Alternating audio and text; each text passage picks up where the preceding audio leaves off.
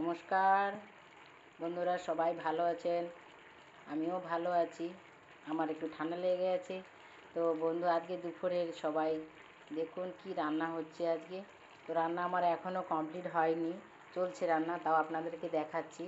এই উচ্ছে ভাজা হয়ে গেছে, আর সোয়াবিন আলু পেঁপে দিয়ে তরকারি হচ্ছে। এখনও কিছু মশলা দিতে বাকি আছে, এখন কমপ্লিট হয়নি, হচ্ছে, ফুটছে, ভাতও ফুটছে। আর ডাল গাজর দিয়ে মসুর ডাল মুগ ডাল মিশিয়ে রান্না হচ্ছে, এতেও কিছু মশলা বাকি আছে, এখন রান্না হচ্ছে। এই ছিল আজকে আমার মেনু।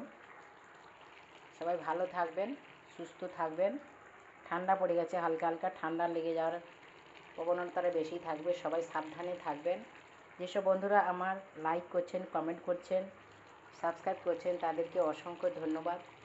ভালো থাকবেন, কথা হবে পরের ভিডিওতে। ভিডিওটা এখানে শেষ করলাম।